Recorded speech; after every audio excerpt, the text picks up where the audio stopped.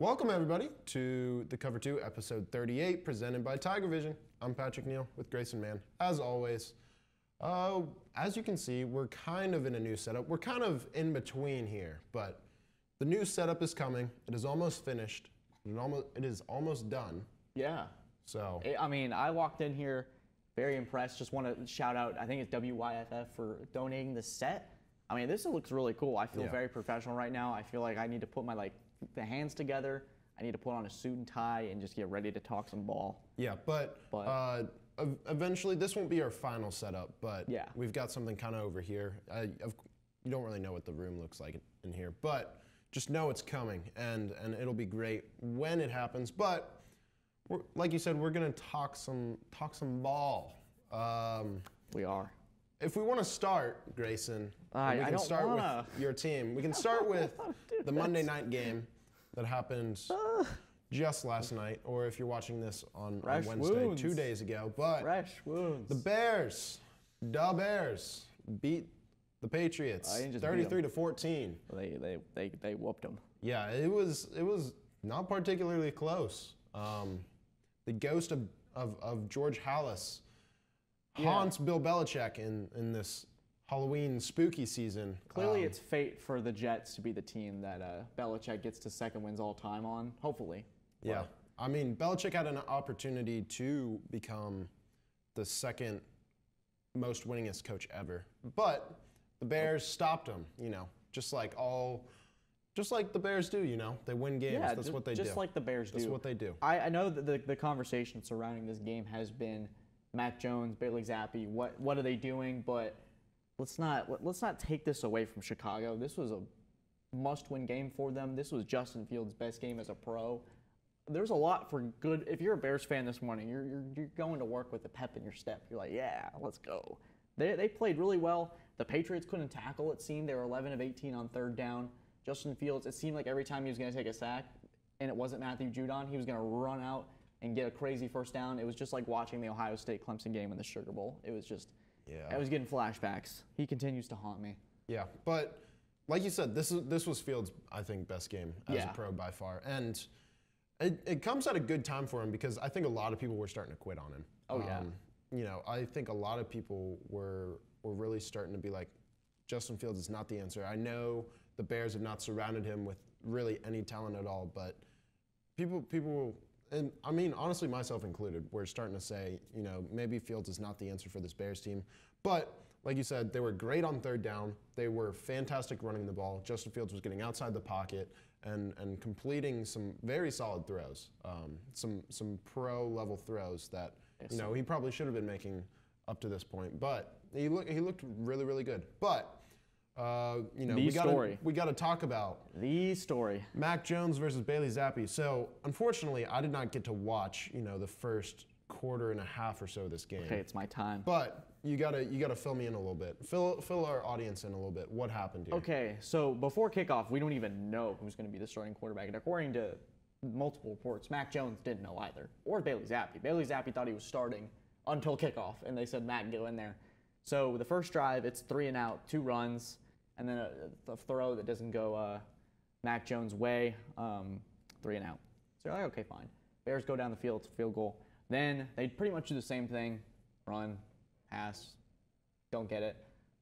Boos start to come through because now it's 10-0, I believe. Bears drive down, the Zappi chants are going crazy. Mac Jones leads him down the field. It's the end of the first quarter. The Hunter Henry, he had a nice ball on third down. I was like, okay, starting to look good, starting to go back. And then Mac Jones throws I don't know if you saw it. It was after nearly assaulting a man while he was sliding. Throws it to the guy he assaulted. Bad interception, and at that point I knew, okay, he's getting bold. I didn't think it was the right decision, but I knew based on the flow of the game and the momentum, Zappi comes in like a snap of your fingers, flip of a switch. In a zap. In a zap-y. The offense looks completely different. Bailey Zappi leads 2 scoring drives. Everyone thinks Bailey Zappi is him on Twitter for an hour, and then it fell apart. It was 30 minutes of complete jubilation and then 2 hours of misery. Yeah. Yeah. It was miserable. The Zappi experience kind of, like you said, fell off quickly. I think is a bit of an understatement. He comes in, starts for 4 with a touchdown. And he threw that ball to Devontae Parker where, like, it was a beautiful throw. Devontae Parker gave his receiver a chance. Devontae Parker makes those 50-50 catches 90% of the time. And you're just like, oh, let's go. This is it. The Bears are done. They had their time. It's Bailey Zappi year, Offensive Rookie of the Year. Like, all the thoughts are going through my head, and then it's over. It's really, really tough. And I listened to a little bit of Bill Belichick's post-game interview, and him just getting asked questions about, like, who's starting going forward. He's just like, hey, that's a hypothetical. I'm not going to answer that. Yeah, and everybody's like, what? You kind of do have to answer it as a head coach, but, it's the classic Bill Belichick post-game interview answers where he's not going to give you anything. But what do you do if you're him? You start Mac Jones and you just leave it at that. Really? You invest too much in a first-round quarterback to, like, and this is Belichick. He doesn't care if he picks him in the first round or the 7th round. The best player is going to play. I personally believe that Mac Jones wasn't 100% healthy last night and that he either rushed himself back or the team rushed him back. And they probably should have just gone with Zappi for one more game. I know the hype is so generated around this man, but you got to play your first-round quarterback until he proves otherwise. Interesting. I just feel like there's been so much. It's so wishy-washy. I feel like there's such a difference in the attitude that, like, Patriots fans have. Like, I feel like they are just more excited. I mean, you're a Patriots fan, so you can let me know if I'm right or not, but I feel like a lot of people are kind of just more excited with Bailey Zappi. Maybe it's literally just his name, or the fact that he has, like, the most passing yards in a college football season ever, or I don't even know what it is, but I feel like there's a little bit more excitement. And it's also, you can kind of notice a difference in play calling between the two. You can. Like, it's this thing that I was watching the game with my roommates who aren't even Patriots fans, and they looked at me and they go, they're not even, like, that big, like, they're, like, decently into football, but they're not, like, super into it. And they were like, play calling's changed. They're like, it just looks different out there. And I was like, yeah. And I was like, maybe Matt Patricia just hates Mac Jones or something. There's just, like, a stigma. And so Zappi's the new shiny object and things just work. I think it's just, it is what it is, man. I don't really know what to say. What do you think the Patriots' outlook is going forward? How do you think? I still think they're going to win their next 3 games because I don't trust Zach Wilson. Yeah. I don't think Belichick will figure it out. And then the Colts with Sam Ehlinger, I think that's very favorable. We'll talk about that in a bit as well. Yeah. But, And I can check. I know their next 3 games at least. It's at the Jets, Colts at home, and Jets at home. Okay. That's pretty favorable. Yeah, I mean, given what's happened. We'll see. And then they play primetime Kirk Cousins. Oh. Ooh. Wow. Okay. Ooh. So a little bit. I mean, the Jets are good though. So the Jets are good, but is Zach Wilson going to be able to? Look, maybe they haven't had to rely on Zach Wilson. No yet. Breece Hall either. Yeah, that's true. Although they just traded for James Robinson as well, so they kind of replenished that backfield at least a little bit. Travis Etienne, fantasy owners rejoice. Yeah, but we're going to move on to another game that occurred over this weekend. We're talking about moves here. Christian McCaffrey got traded to the 49ers, if you have not been paying attention. And it was for a decent amount as well. But the Chiefs stomped him. They stomped him. We found out that Christian McCaffrey was going to get suited up for this game, even though he was traded on Thursday. Got to San Francisco on Thursday, had very little time to learn the playbook. He suits up. He looked good in the 49ers uni, I gotta say. He does. The red suits him. It's the Stanford. It's a very easy transition from a Stanford red to a 49er. But the 49ers lose to the Chiefs 44-23. Yes. McCaffrey got a few touches. He looked pretty solid. Yeah, he looked fine, but the 49ers just got outmatched in this game, especially offensively. It felt like the Chiefs it was too easy. And Jimmy G. He's gonna Jimmy G. Jimmy G. Got another safety where it looked like his brain just kind of shut off and he didn't know what to do there. Maybe he's really trying to bail out Dan Orlovsky here. Potentially, but Also saying, the CMC leaves the Panthers and the Panthers turn into an offensive juggernaut. Yeah, that's another talking point as well. That's another one.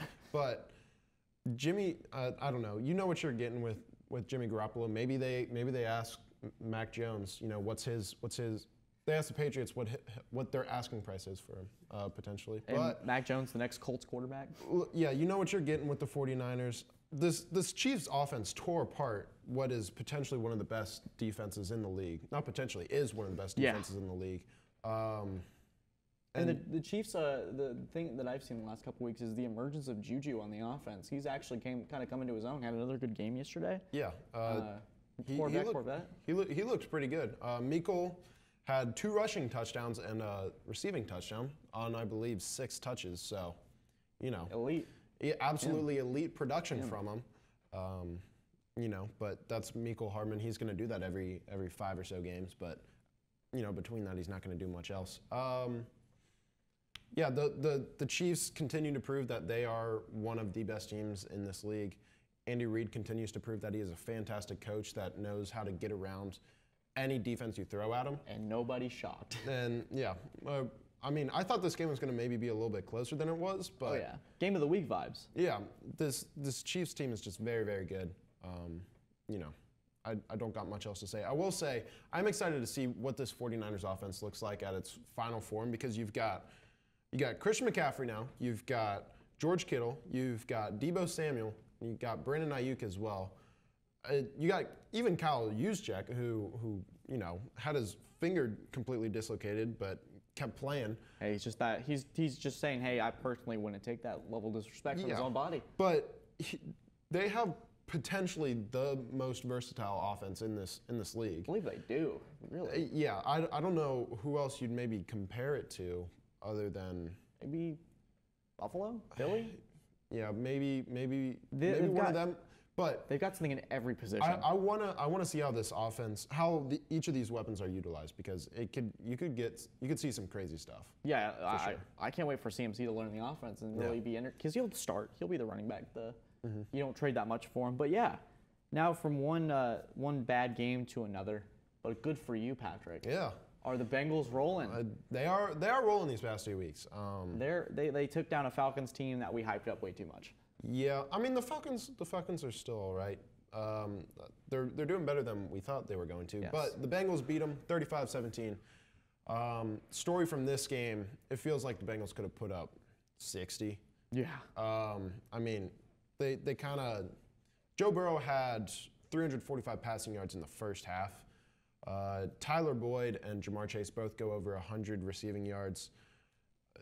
It was a very, very fantastic game for this Bengals offense that had been struggling, at least the first 5 or so games of the season. But they were getting whatever they wanted offensively. Joe Burrow was putting it in buckets.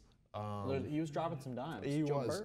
That one touchdown he had to... Was it Chase? To Jamar Chase, where Jamar Chase, he fits it in between 2 cornerbacks or DBs. Yeah. And Jamar Chase toe taps to get it in the end zone.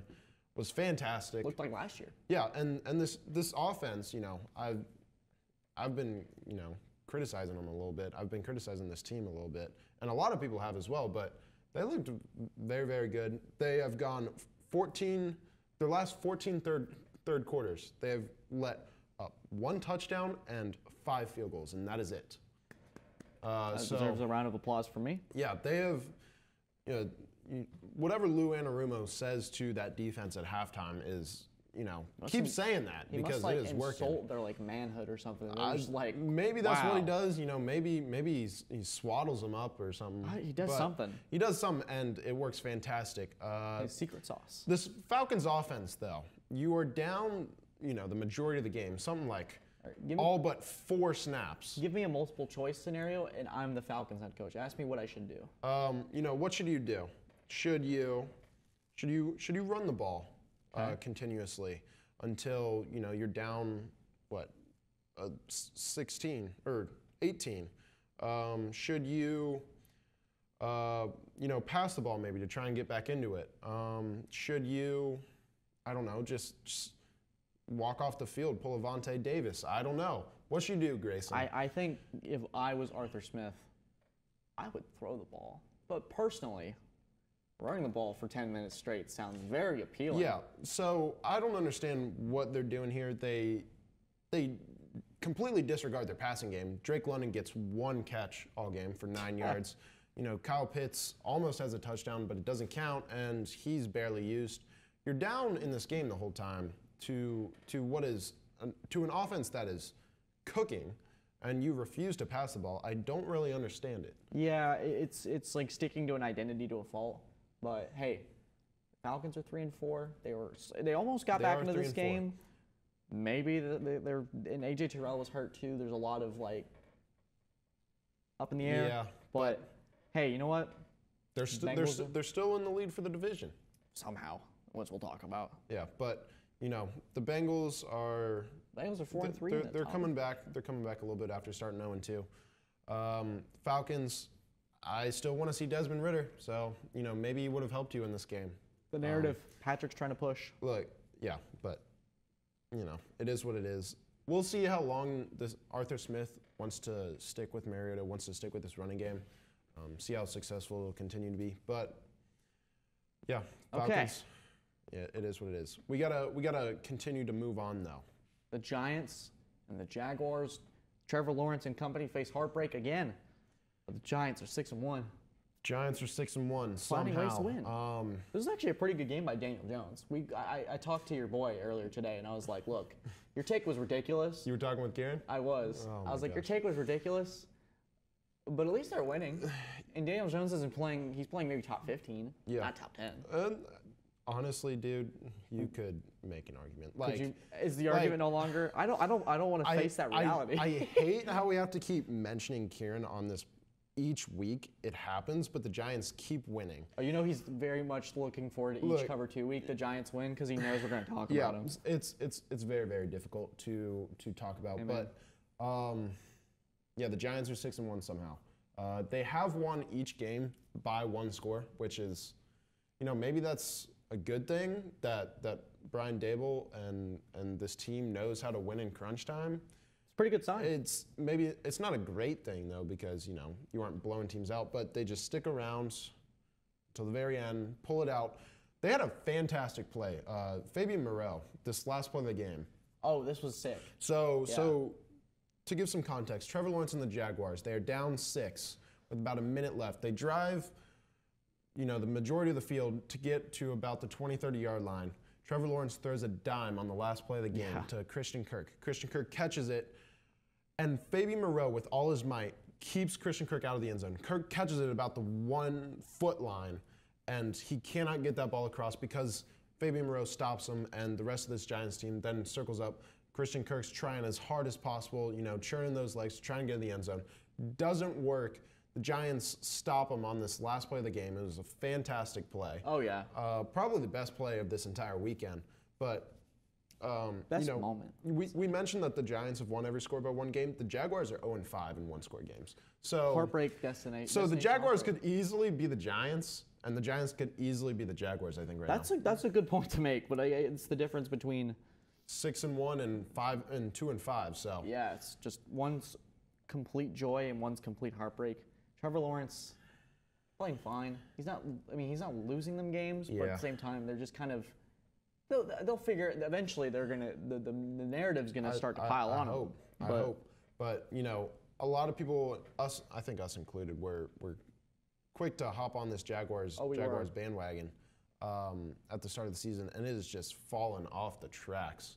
Sometimes we do these things and we're wrong. We're wrong, and we gotta accept it. I don't know if I'm firmly gonna accept that Daniel Jones is a good QB yet. But that's still. That's for when we're still holding out. We're still holding out. We're holding out.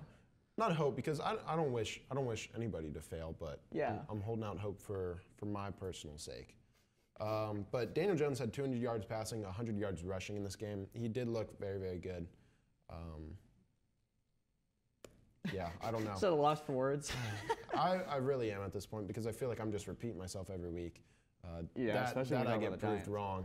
We're waiting for the game where Daniel Jones falls apart, and then we'll both we will blow air horns. We will have a party. We will do. I'll buy hats everything. at Dollar General. We have a couple in here somewhere. Yeah, but some quick Jaguars news. James Robinson was traded to the Jets because Breece Hall has a season-ending knee injury. That stinks. That stinks to hear because he was looking really good. But James Robinson. Like we kind of mentioned at the start of the show, it is Travis Etienne's season. It is. Etienne's also getting better by each game, which is a good sign for Jags fans. Let's get to the final big game that we'll talk about, and then we'll get into our narratives and headlines. So the Ravens, they didn't choke this one, even though they really wanted to. They did their best to do that. I was watching this game with my Ravens fan buddy, and And someone else put it on I think it was Colin Coward. He said, being a Ravens fan must be a chore because it's just tough to watch them every week. Dude, like you said, it is. I can't believe they didn't choke this game away. I couldn't believe it. I saw the Browns were driving. I'm like, oh, it's happening again. Yeah. But history repeats itself. The Ravens narrowly escape another choke. They kind of get a little fortunate on that field goal because the Browns did not move. I don't know what the Browns get called for an offsides, and it was, or they get called for a false start, but it was the Ravens. I don't know who it was, but one of the guys trying to block the field goal jumped off sides, and it was clearly them. But I agree. But the Browns get called for it. They get moved back 5 yards. Cade York, I don't know if it got blocked or something, I think it got blocked, and it ended up landing on like the 20-yard line. So tough for the Browns. But I want to quickly talk about, it was National Tight Ends Day. Mark Andrews does nothing. He had a toss to Lamar Jackson. That was a cool play. Yeah, that was a cool play, but that's pretty much all he did. Very creative. I've not seen much else milked more than the National Tight Ends Day. That's true. Milked for every cent. They got tight end U now. They got tight ends day. Is there any other position group that has a national day? No. I don't think so. Maybe they should make a long snappers day. I agree. If you're, we got to get equality amongst the position groups now. So, like this National Tight Ends Day was the entire pregame for every single channel before the 1 o'clock games, and it's just whew. And then for I believe only three tight ends scored a touchdown. So he's got the information. Look, if you're gonna celebrate yourself like that, I gotta say you gotta perform a little bit better. Kittle had a good day. Kittle had a good day. Yeah, you had Tommy Tremble, Notre Dame legend, score a touchdown. He performed. You had Peyton Hendershot with the Dallas Cowboys scored a touchdown, but tight ends day. Look, if you're gonna be celebrating yourself like that, hyping yourself up, doing all this jazz, as some people would say, you gotta perform a little bit better.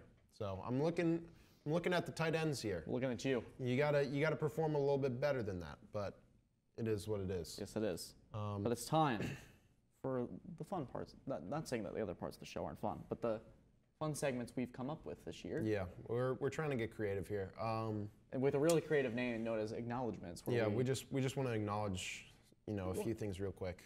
The NFL is gross this year. It is gross, but it's fun. In turn, it's kind of the duality, the yin yang of this. It makes it beautiful, really though, because philosophical. we try and get a little philosophical. Try and show some sort of show that we got some brain cells at least. He does. I don't. No, not really. But as I was saying, the NFL is gross this year. But in turn, it makes it very, very fun to watch. I think. We've had a ton of games that objectively have not been fun to watch. A few non-touchdown games, a few Thursday night cough Broncos, a few yawners, as you could say, as Grayson shows us. Thursday night games right there. It just triggers. But tired. You don't know what's going to happen, and I kind of enjoy that. So the NFL is gross, but it's unpredictable. It's beautiful in its own little way. And look, there's really only 3 good teams, I think. We were talking about this before the show started, but 3 teams: Chiefs, Bills, Eagles. That's about it. Vikings, potentially. When they're not playing on prime time. Potentially, the NFC is what's going on there. You got the teams like Giants, Seahawks, Falcons are all right, and then the Bucks, the Packers, the Rams are gross. Quickly, we can get our washed alert. Aaron Rodgers, Tom Brady, and Matt Ryan, all washed, I think. All washed. Washed. Yeah. Matt Ryan came out today got that benched. He is getting benched for Sam Ellinger. By Sam Ellinger. We're back. Yeah. He was in our Cover 2 Instagram promo video. You should go follow the Instagram.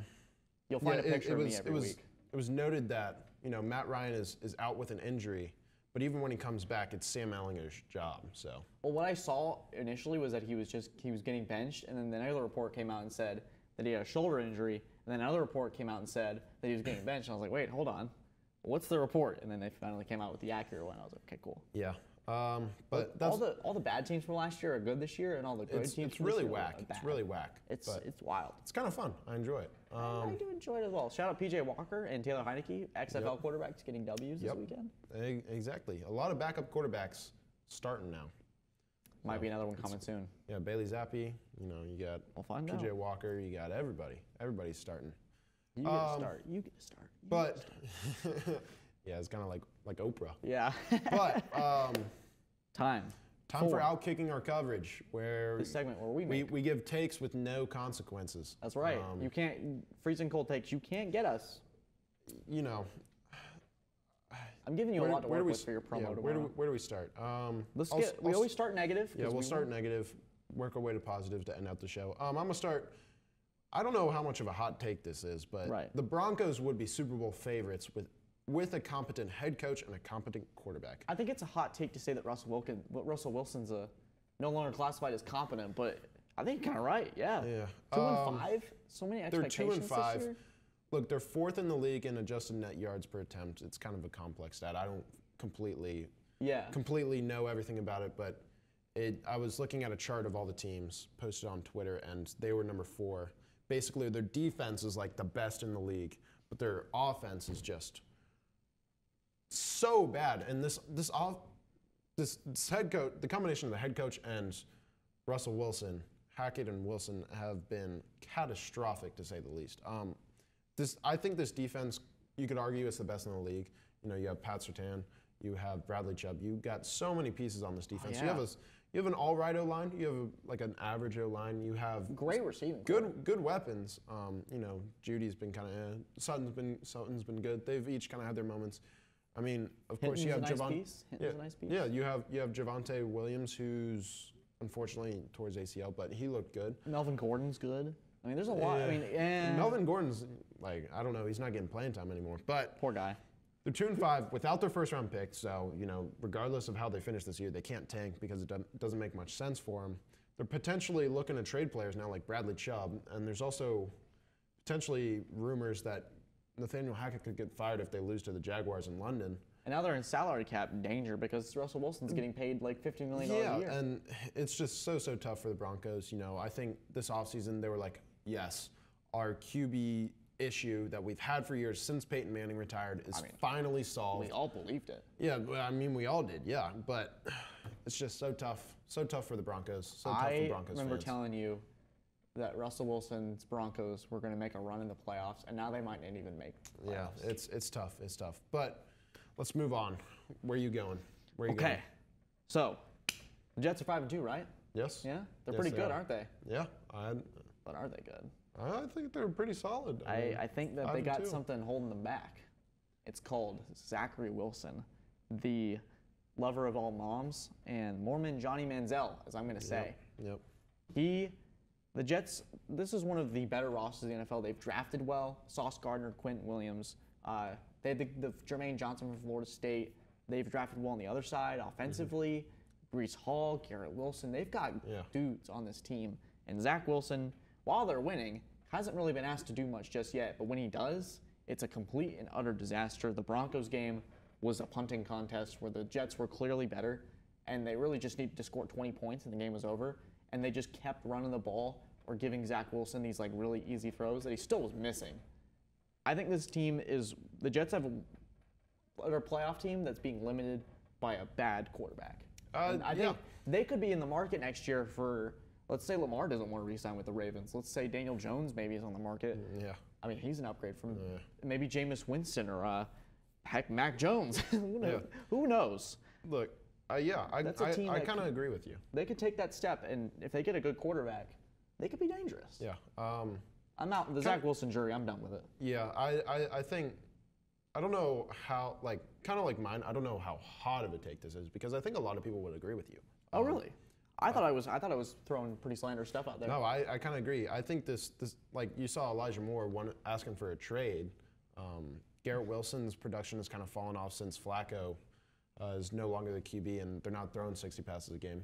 He's thrown for 693, 1 touchdown, and 2 picks. I kind of like if the Jets are really trying to make a playoff run this year, they should look to try and acquire, some, I don't know which QB it would be, but maybe try and get somebody that's somewhat on the market. Because I think you're right. I don't know how good Zach Wilson really is. Yeah, and like I mean, even if the Jets had Mitchell Trubisky, who's like at least a competent passer at times.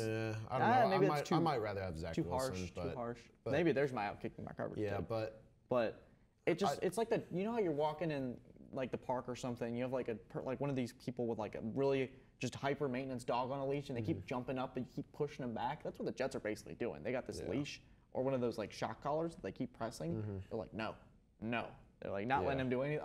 If he's gonna stink, you might as well figure it out. But I guess they're like so dedicated to this formula that they're willing to just kind of let it ride out. Yeah. Let's transition. Our positive out-kicking our coverage parts are nice kind of connected. So we're a nice show. I'll let you go ahead and say yours, and I'll kind of tag along at the end here. So, you know, when you start the season, it's kind of like I'm asking a formal question. Who did you think was going to win the NFC West? Probably give me your I mean, I don't remember what I said. It was probably Rams or 49ers. I would say the same thing, but what if I told you? What if I said to you in August, Patrick, the Seahawks are going to win the NFC West? I would have thought you were crazy. Is it that crazy now? No, it's really not. I mean, they're in the lead right now, I believe. They're 4-3. They got a first place lead by at least a game. Geno Smith is playing out of his mind. They just beat a really good Chargers team, which I know you're watching, McGregor. I was right. Just wanted to put that out there. Yeah, the Chargers are limping. The Chargers are a team with so much going for them, but so little to show for it, and it's starting to catch up with them. Yeah, but as you're saying, Seahawks. They are a solid team. Kenneth Walker. I said on Sunday when Kenneth Walker was running all over the Chargers, I was like, man, there's no wonder Michigan State was so good last year. They had an NFL running back on their team. The production is evident with their drop-off, but they've won the last 3 out of 4. They're playing good teams. It's not like they're beating the Falcons or like they're beating the Lions every week. They're playing legitimate teams, and Geno Smith, maybe he falls off later, but I don't really think so. I think the fall-off would have happened by now. We talked about this a few weeks ago.